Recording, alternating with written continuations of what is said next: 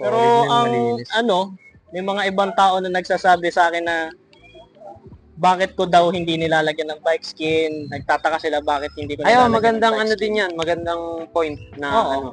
I mean, oo, dapat kong alagaan kasi it's basically at this point discontinued na. And wala na, hindi na nagpo-produce to eh. Pero it's my bike and I'm all here for the enjoyment. So parang ikaw, ang trip mo sa bike mo, ano yun, no? Para siyang skateboard. Yung overtime na ano niya, dun yung mga battle scars Battle niya, no? scars, patina.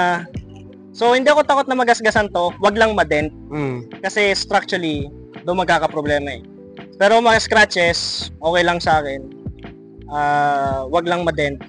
So, para sa akin na, mas may dating yung bike na gamit. Kaysa sa nakatago. Kasi, at some point, na-enjoy mo yung bike.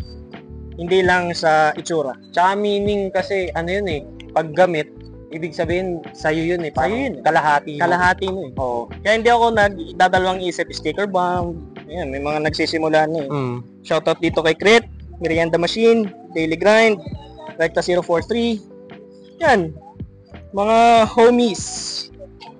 Mga homies, mababait na homies yan. So, yun. Yun yung mga ano dito. Pinaka mga rason ko sa bike na to.